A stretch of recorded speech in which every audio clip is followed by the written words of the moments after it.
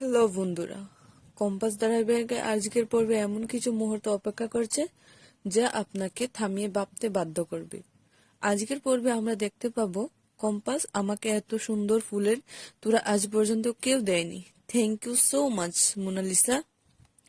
আসলে মোনালিসার মনটা অনেক বড়, তাই ওর দেওয়া ফুলের কম্পাস, তোরাটাও তোমার বড়। স্পেশাল বন্ধুর মনোবোধ হয় এতটাও বড় নয়, বুঝলে বন্ধু? হ্যাঁ, আমার বন্ধু আমার মতোই গরিব। চলুন এবার কেক কাটা হবে।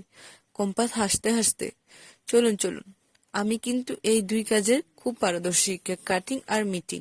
মোনালিসা রেগে বলে, এই মনাদের কথা শুনে কেটে টেনে আনছো, আর এই ফুলগুলো এখানে কি করছে? সবার সামনে তুমি যাই দেখাও না কেন কম্পাস, তার মানে তোমার কি হিংসে হয়? কেন তোমার এই ফুলগুলো দিয়েছে? সেগুলো দিয়ে তুমি শুধু সিচুয়েশন ম্যানেজ করার চেষ্টা করছো। তোমার মতলবটা কি বলো তো? তুমি কি ভেবেছো আমি বুঝতে পারবো না? ভেবেছিলে তোমার বন্ধুর দেওয়া ফুল পেয়ে আমি আনন্দে খুব খুশি হয়ে যাব? ভেবেছিলে তোমার বন্ধু দেওয়া ফুল পেয়ে আমি আনন্দে বিগলিত হয়ে যাব?